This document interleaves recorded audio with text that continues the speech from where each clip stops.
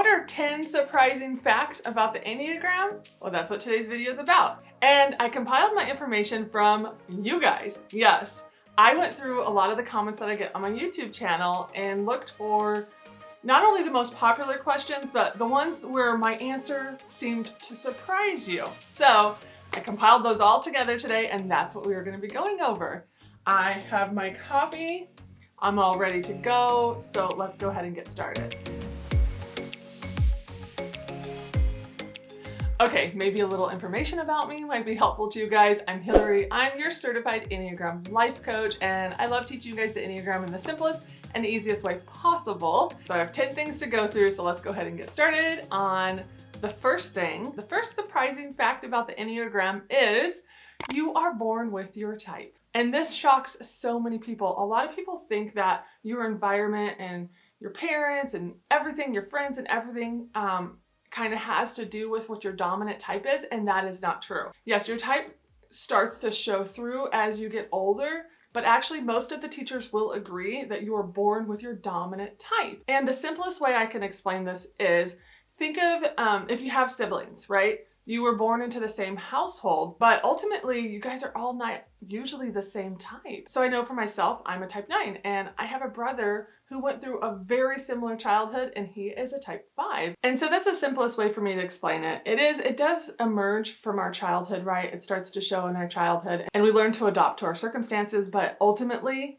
we're born this way. So hopefully that clears that up a little bit for you. So let's move on to number 2, and that is you do have a little bit of all the 9 types in you. And the way I like to explain this one is, you know, when you take a test, I know there's some good tests out there. Truity has one.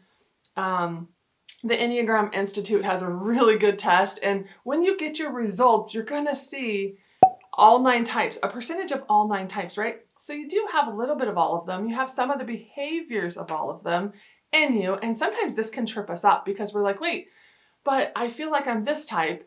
And really the simple explanation is it's why you can relate to other types, but ultimately you're only one dominant type, and those motivations are what motivates you. And so that's what we're always looking for when typing. It's what motivates you. It's what drives you. It's what's your why. And so there's only one type that can explain that, but you can relate to other types. Number 3, this is not a new typing system, but I know it feels new to you because it just got mainstream in the last few years. And I bet you most of you heard about the Enneagram through the book by Ian Morgan Cron, The Road Back to You. That, to me, really made it mainstream. That got in a lot of people's hands, and people started understanding themselves a little better because they read that book. In actuality, it's a really old typing system. They're still trying to figure out where it actually comes from, how many years it has been around, but it looks like pieces of it could have been around for the last few thousand years, I think. But we use it in a modern application today. And so it is different in the way we use it today, but it looks like it has been around, bits and pieces of it, for a long, long, long time. Fun fact, I did read that the CIA uses it. Isn't that crazy? I'm like, this little teeny, amazingly awesome typing system, the CIA might be using. So, and in all honesty, I think it's because it can explain leadership styles really well and decision-making styles and all of that. And so yeah, we can use it in all areas of our life, the workplace, the home life, in your friendships, and everywhere. It's just an amazing tool that can be used. Okay, so number 4, the ranking of the types don't matter at all. And so a large number isn't better than a smaller number. The order doesn't matter. The 9 being at the top and going all around, it doesn't really matter. The only thing that actually matters with that is I think they placed the 9 at the top because it can feel like all types. It can merge with all types. And so that's the reason why I believe they started with the 9 up top. But other than that, there's no number better or worse from each other. There's no, we can't rank. We can't go, oh, well, I think this one's better than that one, or this one's worse than that one. Nope. They all have unique strengths and weaknesses and just different things about them. It gives all of us things to work on, things to celebrate, giftings in ourselves that we really should work on and utilize and stuff like that. And so we don't rank the types at all. Number 5, you can't actually type other people. And I know this is really surprising because I have discover you typing sessions where I come alongside you. But there's the key. I come alongside you. I can ask the right questions. I can look for some things. I can look for some behaviors.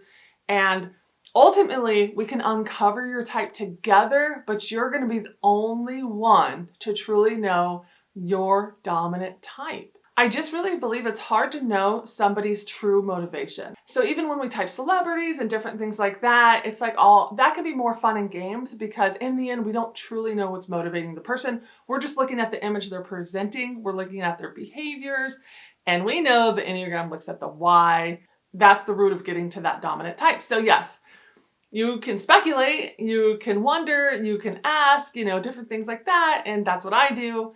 But in the end, I do believe the person is the one that's going to be able to truly understand their why and understand why they do the things that they do. And actually, this leads right into number 6, which is you have to be really honest with yourself to land on your type. It's not as easy as it looks all the time. The Enneagram, it's a great tool, right? But it does uncover some uncomfortable things, some hard things, some things where we're like, oh, that kind of hurts.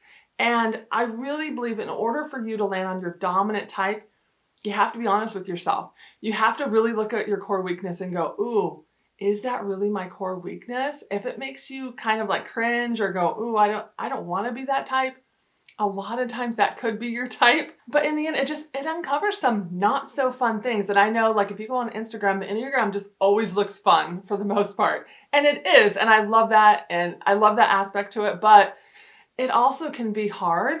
And it just shines a light into pieces of your heart and your soul where you're like, oh, I didn't really know that was there. Sometimes we are unaware that it's even there, but it's so good to get it out. And it's so good to be honest because honesty with ourselves leads us to knowing our type and ultimately leads us to true freedom, to be who we were meant to be. So for me, the freedom that I ended up experiencing was because I took an honest look at myself. I looked at the core weakness of the 9. I totally related to it, right? It's sloth. And I knew right away it wasn't necessarily laziness, but it was, am I really being who I was meant to be? Am I confidently moving forward with my life? Am I really embracing what God has for me? Am I really being who God meant me to be? Am I really going after my own dreams and desires, what I know to be true in my heart, right? And so for me, that was really uncomfortable. That was a big wake-up call for me. And that's what that core weakness does. It can wake you up. And for me, it woke me up and it made me realize, no, I'm asleep. I'm allowing myself to numb out and do different things like that. And so that's why I say you have to be really honest with yourself because then true growth will happen. Number 7, the symbol of the Enneagram, right? The circle, the numbers, the lines, everything you see means something, even down to the name, Enneagram, right? Ennea means 9. Gram means diagram. It's as simple as that. It means a drawn figure with 9 points. The circle, I believe, represents 2 things. 1, it holds everything together.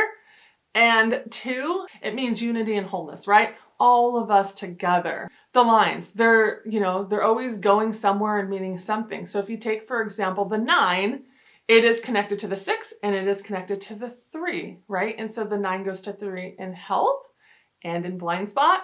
And the 9 goes to the 6 in stress. And so those lines all mean something, but it doesn't mean what you think it means. It doesn't mean like what I've heard is like, oh, is it a pentagram? Am I saying that right? Pentagram? No, it's not that. Don't let that trip you up of thinking like, well, let me think beyond that. Let me think deeper. No, it's just a circle with numbers and lines and they all mean something. They're all connected. And the coolest part about it is I feel like the Enneagram is always moving, right? You're always going somewhere, whether it's, on your arrows, your wings, your lines of health. All of this helps us be the best version of ourselves. Number 8, the Enneagram can help us tremendously in our relationships, whether they be marriage, relationships, spouses, your children, your parenting, your in-laws, your boss, the people you work with. It really just can give us tools of compassion and grace and understanding for each other. I really feel like we no longer need to take everything so personally, because a lot of what we do comes out of who we are and what our fears are and what our desires are and different things like that. A lot of times we aren't trying to hurt each other. We're trying to protect ourselves in different areas. And so the Enneagram can help us with all of our relationships. So in my family, I'm a 9, my husband's an 8, and I have 2 sons. One's a 3 and one's a 5. Right there, you're like, okay, you guys are all different types. And yeah, the Enneagram has helped us in so many areas, hear each other, understand each other, listen to each other, talk differently to each other. All of that kind of stuff has changed because of us understanding each other better. It's just been life-changing in my marriage and my parenting and everything like that. I honestly stopped expecting people to show up and make all their decisions just like I would. This gives other people permission and freedom to just be themselves. And so that's one of the greatest things I think about the Enneagram. Number 9, your type never changes. And this is similar to number 1, where you are born with your type, but I still get questions saying, well, if I'm born this way, can I change to a different type later?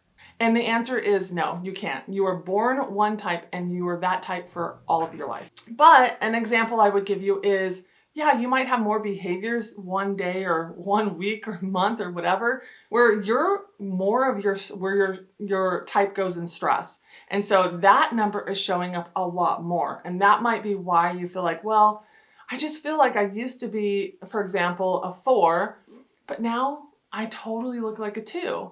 And that's why you're connected by a line. You will pick up the behaviors and different things like that. And it will make you feel like another type at times. But I always say, go back to your cores. What's motivating you? What's your why? What's driving you?